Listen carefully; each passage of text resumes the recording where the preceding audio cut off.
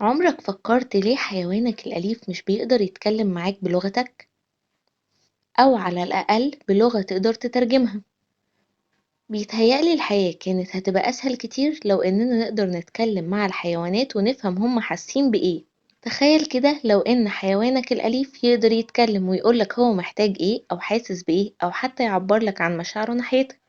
أهلا بيكم في سلسلة حدوتة ومعلومة. في حدوتة النهاردة هنعرف ليه الحيوانات مش بتقدر تتواصل معانا بلغات نفهمها، وحتى في تعاملهم مع بعض بيتواصلوا عن طريق أصوات شبه بعضها.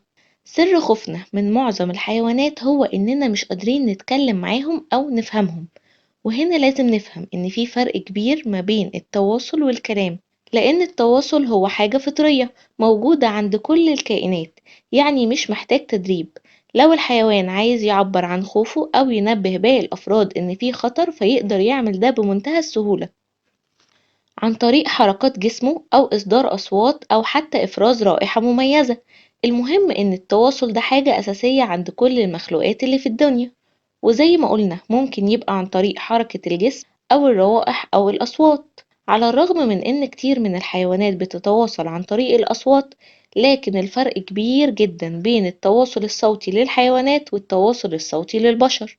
والموضوع ده لو فكرنا فيه نظريا هنلاقيه غريب، لأن كتير من الحيوانات عندهم لسان وأسنان وفك وحنجرة، يعني عندهم كل الأجزاء الحيوية اللي بتمكننا من الكلام وإخراج الحروف، ومع ذلك برضو مش بيقدروا يتكلموا معانا ولا حتى مع بعض بيقدروا يتواصلوا بحروف وكلمات شبه البشر.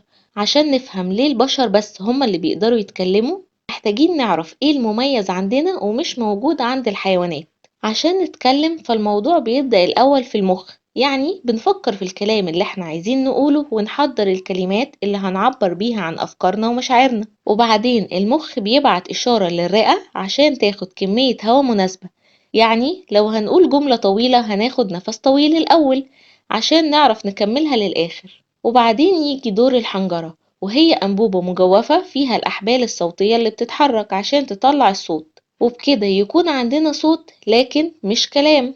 وهنا يجي دور اللسان والأسنان والشفتين اللي بيتحكموا في خروج الهواء عشان يطلع الحروف اللي بتكون الكلمات، وبكده تكون عملية التكلم مش بس معتمدة على الأعضاء الحيوية، لكن كمان معتمدة وبشكل أساسي على المخ اللي بيدير المنظومة كلها وبيدي الأوامر للأعضاء الحيوية عشان تقوم بوظيفتها. وده بيفسر لنا ليه الحيوانات مش بتقدر تتكلم، لأن ما عندهاش العقل اللي بيدي الأوامر ويدير المنظومة. ومش بس كده، الحيوانات نظريا عندها نفس الأعضاء الحيوية اللي بتساعد الإنسان إنه يتكلم، ولكن شكل الأعضاء دي بيكون مختلف عن الإنسان. يعني مثلا الحيوانات بتكون القصبة الهوائية بتاعتها قصيرة مش زي الإنسان، وكمان تحكمهم بيكون ضعيف في باقي الأجزاء الحيوية. طيب هيجي حد دلوقتي يقولي ما الببغاء بيتكلم، وهنا لازم نكون عارفين إن الببغاء مش بيتكلم، هو بس بيقلد الأصوات اللي بيسمعها، لأنه لما بيقول أي كلمات مش بيكون فاهم هو بيقول إيه، ومش ممكن يوظف الكلمات دي عشان يعبر عن مشاعره أو أفكاره. لو حابين أعمل لكم حلقة عن الببغاء وإزاي بيقدر إن هو يتكلم اكتبولي في الكومنتس. وبكده هتبقى معلومة النهاردة إن القدرة على الكلام هي نعمة كبيرة جدا بتدل على إن ربنا سبحانه وتعالى ميز الإنسان عن سائر المخلوقات وكرمه بنعمة الإدراك، وإنه يقدر يعبر عن مشاعره وأفكاره بحرية تامة، على عكس الحيوانات اللي ما عندهاش عقل ولا إدراك وبتتعامل بس بالفطرة. عشان كده لازم دايما نقول الحمد لله ونستغل نعمته علينا في الخير، ودايما نفكر كويس قبل ما نتكلم. أتمنى تكونوا استفدتم من حدوتة النهاردة. لو أول مرة تشوفوني أنا نورهان ودي قناة بايو جيو ساينس، ما تنسوش الاشتراك وتفعيل الجرس عشان توصلكم كل الحواديت الجديدة أول بأول.